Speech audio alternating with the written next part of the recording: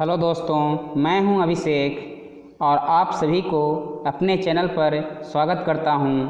आज मैं आप लोगों को 10वीं कक्षा के इतिहास के पहले चैप्टर यूरोप में राष्ट्रवाद के दूसरे भाग के बारे में चर्चा करने जा रहा हूं। पहले भाग में हम इटली के जर्मनी के एकीकरण तक हम बता चुके हैं। दूसरे भाग में आप लोगों को पढ़ना है जर्मनी का एकीकरण। तो जर्मनी के एकीकरण के बारे में हम बात करें तो इसका विखंडन मेटरनिख द्वारा ही किया गया था।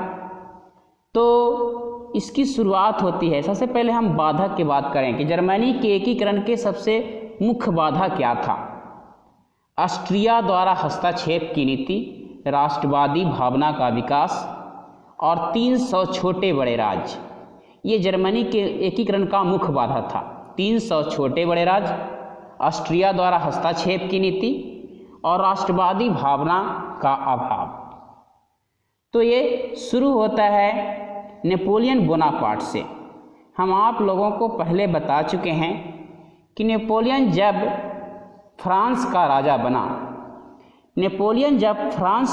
बना 1804 ईस्वी में, तो उन्होंने 1806 ईस्वी में जर्मन राइन संघ का निर्माण किया। जर्मन राइन संघ का निर्माण किसके द्वारा किया गया? नेपोलियन बोनापार्ट के द्वारा 1806 ईस्वी में, ताकि राष्ट्रवादी विकास हो सके।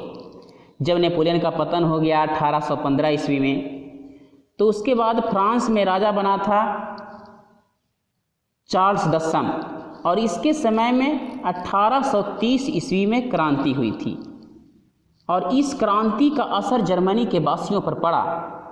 तब जर्मनी के व्यापारियों ने 1834 ईस्वी में जालबेरी नामक आर्थिक संघ बनाया।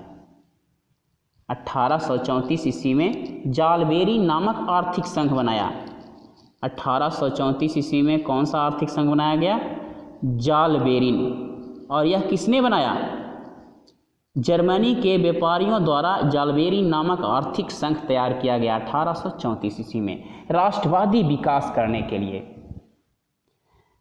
विलियम प्रथम ये जर्मनी का शासक था। विलियम प्रथम, जर्मनी का शासक कौन था? विलियम प्रथम, विलियम फर्स्ट। और इन्होंने 1862 ईस्वी में प्रधानमंत्री बनाया बिस्मार्क को। बिस्मार्क को प्रधानमंत्री बनाया, और यह बिस्मार्क को प्रधानमंत्री किसका बनाया गया? तो जर्मनी का मतलब है प्रसा। जर्मनी का अर्थ प्रसा से है, क्योंकि जर्मनी का विखंडन कर दिया गया था। तो अब प्रसा के नेतृत्व में ही जर्मनी का एकीकरण शुरू होता है। तो प्रसा का शासक कौन था? विलियम प्रथम। इन्होंने प्रधानमंत्री किसे बनाया? तो बिस्मार्क को। अब हम बिस्मार्क के बारे में जानते हैं, बिस्मार्क के योगदानों की हम चर्चा करते हैं। तो बिस्मार्क से हम पहले ये जान लें कि जर्मनी के संसद को डायट कहा जाता है। कभी कभी ऑब्जेक्टिव क्वेश्चन आता है कि जर्मनी के संसद को क्या कहा जाता है?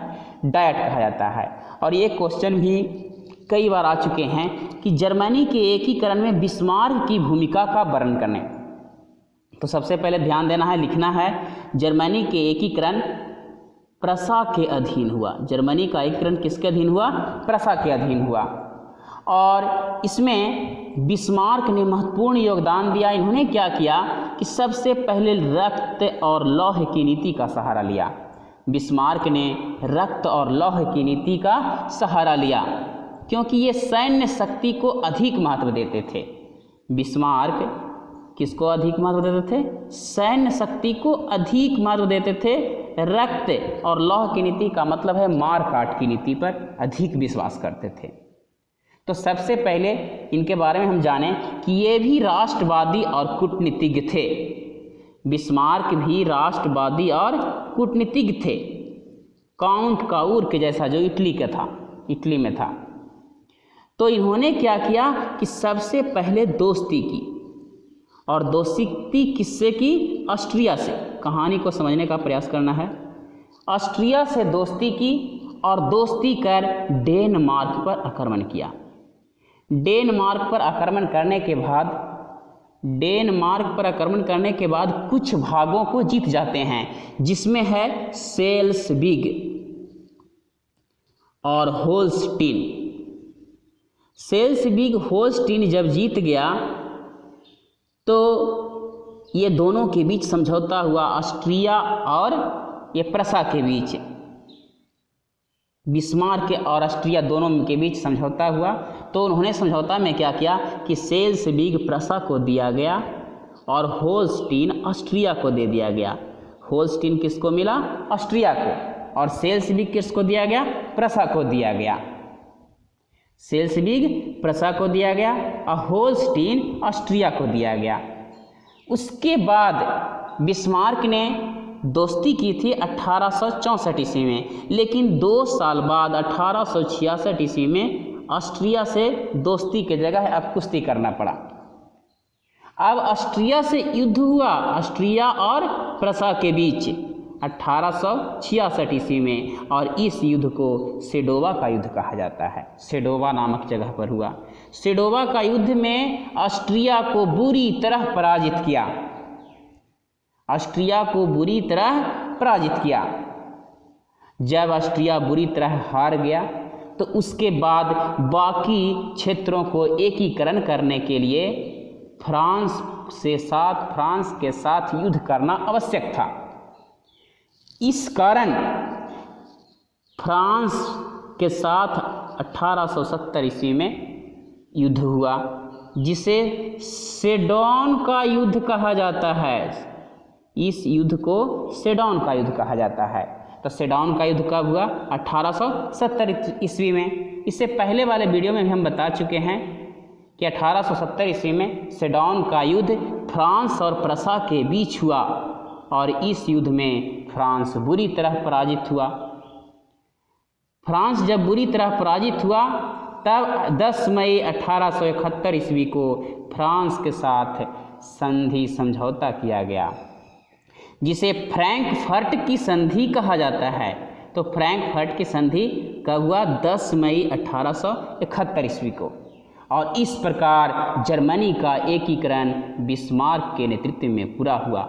जर्मनी इस संधि के तहत एक बहुत बड़ा राष्ट्र बनकर उभरा। इस प्रकार जर्मनी का एकीकरण पूरा हुआ। तो एक बार हम बता दें कि ये प्रथम चैप्टर का अंतिम भाग था, और दूसरा चैप्टर जो पढ़ना है समाजवाद एवं साम्यवाद, इस चैप्टर के बारे में हम पहले ही डिस्कस कर चुके हैं। और उसके बाद तीसरा चैप्टर जो है हिंद चीन में राष्ट्रवादी आंदोलन, इसके बारे में भी हम पहले वाले वीडियो में ही हम डिस्कस कर चुके हैं। तो वो सब वीडियो भी ज़रूर देखें और एक बार इस चैनल का सदस्य ज़रूर बन जाएं। वीडियो को अधिक से अधिक शेयर करें। Thanks for watching. All the best.